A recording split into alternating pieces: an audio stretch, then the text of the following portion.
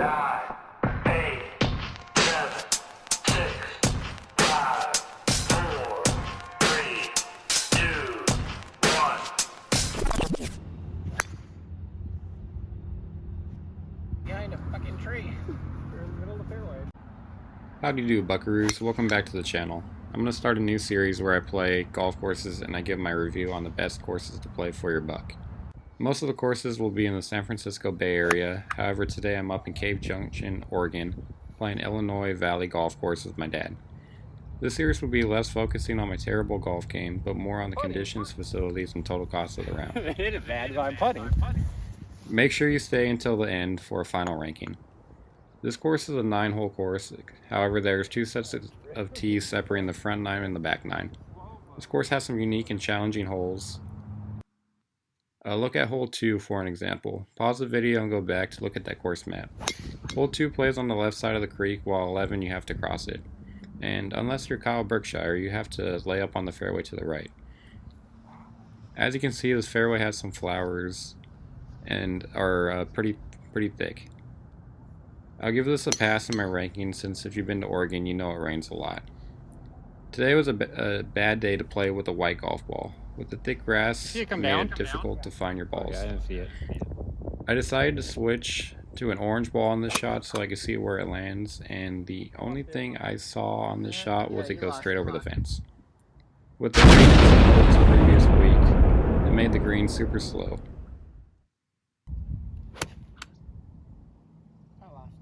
I think it hit that 150 yards. Yeah, that's long.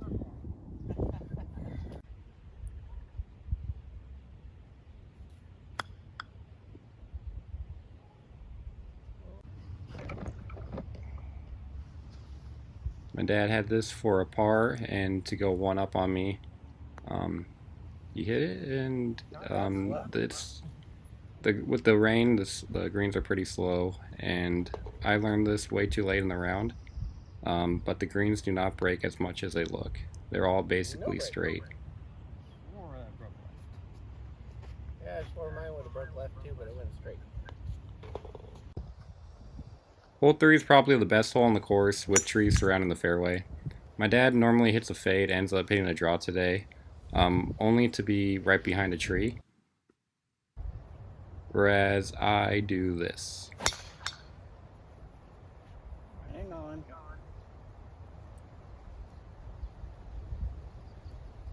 Finding that. I think so. I landed in no man's land and had to hit a low slice 5-iron from about 115 yards out.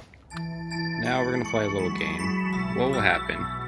If you get this right, I'll give you a cookie. Will I hit a tree? Will I hit multiple trees? Will I top it into the water to my left? Or for some reason will I be able to hit out without hitting any trees?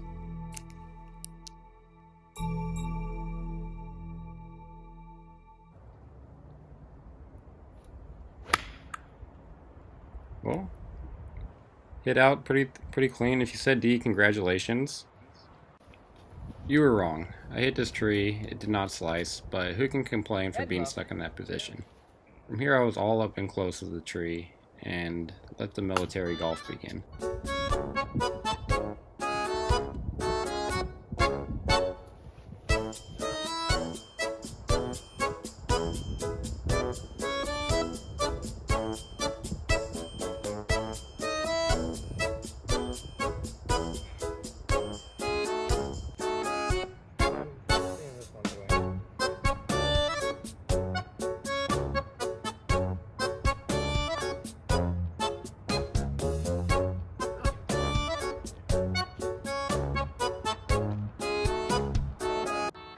Hole 4 is the first of the par 3s, and here we're going to talk about the price. An 18-hole round is only $23 to walk, and this course is all flat and very easy to walk. Let me repeat that, it's only $23 to play 18 holes. My dad had some knee surgery, so we decided to take a cart. Range balls are also $5 max, $3 for a small bucket. With that being said, let's talk about the range. Stay tuned to see how I end up rating it. But overall, on the range, you can hit off grass, no mats, which really gets you ready for the course. The range shares a border with the 9th hole, which you'll see later. It's also narrow and there's no nets on the side, which errant shots can lead onto the 9th fairway. Speaking of errant shots, this shot almost goes out of bounds, but hits the wood post and bounces back into play. Barely. From here, I had no other options with trees in my way and had to punch out.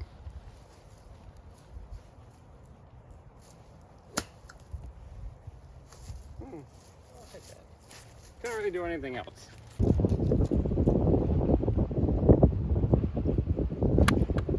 Here I hit a beautiful shot that got the heart racing. It was going right at the whole time. It just landed a few feet short of the hole and spun back to a couple yards. This would have been the best up and downs of my life, and I took some extra time to read this before I put it. Ended up draining that par. Hole 6 plays as a par 4 with the tees about 100 yards closer than the back tees. Here I hit a nice cut and found a freshly mowed patch of grass, which gave me an extra 40 yards of roll. I learned recently that I can control a fade, slice, cut, whatever you call it, than I can trying to hit a shot straight. My goal is to stay committed for the round and see how I did. I had just over about 100 yards, and I used my 100-yard California club. I'm not sure if it was the elevation or the adrenaline, but this one ended up just a bit long. To set up a standard chip shot, and from here I was able to chip it close and tap it in for a par.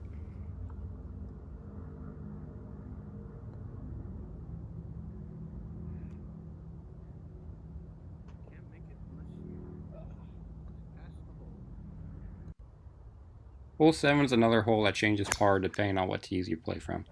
The front 9 has it as a par 4, and from these tees it's a hard dogleg right, basically an L-shaped hole. Water right, and you need about a 300-yard carry at least to clear it, and my little noodle arms don't have the strength for that. Here you have to lay up basically to the back 9 tees and hit your approach shot. With OB left, I got scared and left it out right. And one thought on this chip was not to leave it short and give myself a putt, and that's what I did.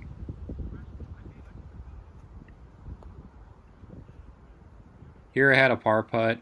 Thought I read it right, but again, these greens don't break, and me trying to be cool, trying to show off my other sports, and yeah, I'm just going to stick to golf. But that was within the gimme range. I pulled it back just to show you guys I can make it, but still tapped in for bogey. Hole 8 plays as a par 3. Here I made a solid contact, and it looked like it was going to be short of the green. Oh, what was that? Was that short? I found 3 left. I think it was short. However, walking up, we found it a little just past pin high, long and left of the green. One thing that was really nice with this course, and most courses in Oregon, is that there's not a lot of dirt patches or dry grass with all the rain they get. Everything's pretty much green. Here's my dad trying to show me how to make a putt, but he ends up flipping out. Hole 9's a par 5, and if you're wondering why this video freezes right here, you can ask my dad that. However, the ball lands right here on the right side of the fairway. This hole's a little tricky with the water left and trees to the right side, make a difficult second shot. Here you have to lay up, but layups are for basketball, and try to go under the tree. That didn't really work. Now, another tree was in the way, and had to hit a hook to get around it. And this is what separates good golfers from me. They are not dumb and don't let their ego affect their shot. Somehow that ball did not end up in the water, but ended up in the mud, able to chip out, and from here I was actually able probably to hit one of my best shots of the round. Give myself a nice 5-footer that I thought was going to break left, and was dead straight. So I just wanted to prove myself I can make it, so I tried it again. And this time hit it dead center of the cup. Now we go on to the back 9. So the front 9 we play from the blue tees. Back 9 we just move to the white. So each hole is a little bit different. This one's a couple, not a big different on the front 9, but this one's about 10 yards further up. Here there's no one behind us, so he's hit a couple balls. Taking my first one, a little slice into the left center of the rough. And then that one was perfect. Second golfer should be on tour. Here for my second shot, had about 140 yards, and was aiming so far left, but that one just stayed out there. Third shot, had a little pitch shot to the green. Awkward little distance, not a big landing area to land it on. And I just got too excited and missed it long. Similar position to where I was in the front. Here, just a little chip, get it up, give myself a putt. Try to get out of here with bogey. My dad out here trying to tap in for par, and hit the like and subscribe button for him making a par. Here I give myself a bogey putt and missed. Ended up double tapping or tapping in for double bogey. Here we were behind a group of 8, and now I know how it feels to be behind some good players. I'm assuming this is what it feels like. I hit I thought it was a good drive. There was just someone a little bit left of the water that I didn't see. Ended up missing him just short of the water. Here I was aiming, just grabbed an 8-iron. I couldn't really go for it because the bush is in the way. My logic, I would aim for the tree, and every time I would aim for something, I wouldn't hit it. That, I don't know what happened, but trees must have been 90% air. That went right through the tree. Here, took a little gap wedge, chunked it, left it short. Had a nice little pitch shot. Got it up pretty good contact, got to within 5 feet. Here's for my par, and that one jumped into the hole. There we go, back to my favorite hole. This time tees are switched to the right side. Here I hit my best drive of the day. However, my dad walked right through the shot tracer. Here I had a little pitch shot. It's pretty similar to last hole, a little farther. Got this on the green, and my goal is just a 2-putt, get out of here with par. My dad had that for a par, just slides by. I have this about 8 feet for birdie.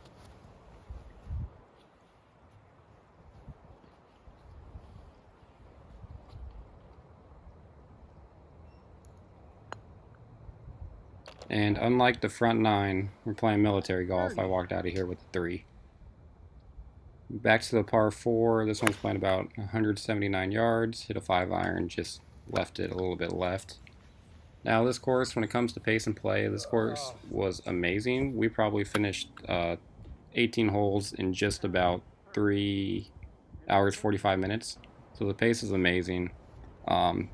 The only group we ran was the group right before. There was a group of 8, but no one else was on the course. There I missed the easy par putt. Here I was planning to cut all day. This one decided not to cut, but somehow ended up on it was safe on the right side. Here, this was about 145. This would have been my 8 or 7-iron back in California, but I don't think I would have got that over the tree, so I went with the hard 9. Somehow chunked it and got to the front part of the green. Here I got the ball halfway there, made myself a difficult knee knocking par putt, but walked out of here with a par. And on the back 9, this hole plays as a par 5. It's actually a really nice tee box. 100 yards back from the front 9 tees. Here I hit a nice slice into the next hole's fairway. Gave myself a hybrid in. Here I thought I was going to go about 200, but my wimpy noodly arms somehow got a hold of this one and landed on the back and kicked out a little long of the green. Similar position to where I was on the front 9. Had to chip this up and 2-putt for a par, but I wanted to get aggressive and see if I could walk out of here with a birdie. Left that one long, and then did not hit that one, but made a stress-free par.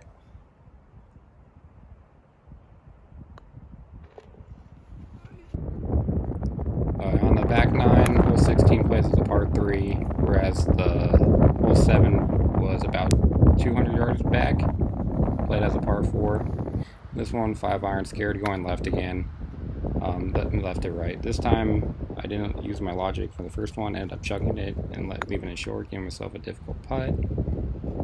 This one, I just assumed it was dead straight. All the other putts were straight, went straight, but just rested right on the lip. Made a bogey. My dad out here for his bogey, and he drains it. Alright, back to the par 3. This one was kind of interesting. We hit 4 golf shots on this one. and 3 of the 4 landed right in this area. I just went up for a chip shot.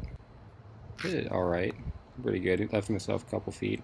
My dad out here playing all 3 of his balls. This one's for his true par. However, just like the last 2, Hold it. there must be a lid on this hole. I'm out here trying to break the curse. Just a couple feet, dead straight, and walked out of here with a par. Hole 18, this one's about 30 yards back from the front 9 tees. Here is just trying to ride the wind with a little cut. Hit a cut, but ended up a little close to the trees than I would like. That was beautiful.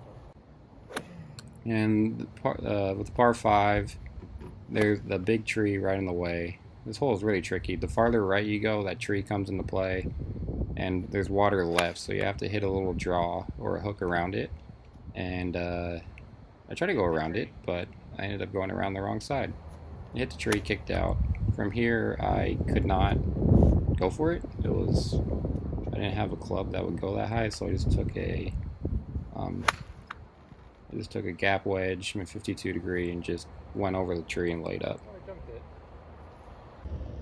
Here I get myself a pretty comfortable yardage in for my 60 degree, about 50-55 yards. Here I hit it, just started leaking a little bit left, but just like the front 9, I gave myself a similar putt, just a little bit longer.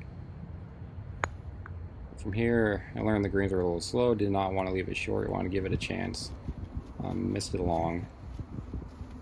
I had 2 putt in for bogey. So overall, I like this course. This course is really affordable. It's one of the cheapest courses I played. Only $23 for 18 holes. I like the layout of this course with the different tee boxes and dog legs. However, a couple holes, if you're playing for the first time, you may end up hitting to the wrong greens. The conditions weren't great today, but I'm going to give that a pass with all the rain they got recently. For the practice facilities, I gave it a 3. I did not see a warm-up green, and the range was narrow and could be a little dangerous if there's errant shots. For the pace of play, it was amazing. No one other than that one 8-some was out there. If you're new to the game or just want a peaceful round, this is a great course to play. Not only was the price low, but the people there were some of the nicest people that I've ever met, and no doubt 10 out of 10. As for the sceneries, the views of the mountains and the backgrounds is why I love golfing in Oregon. However, at times it felt like there was emptiness in the fairways and outside the fairways. This course also does not have any bunkers. Overall, I would have to rate this course as an 8.5, with it only being $23 a round, and the pace of play being really fast is a fun and challenging place to play. I hope you enjoyed this video, and if you made it this far, hit that like button and subscribe to see more videos like this. Deuces.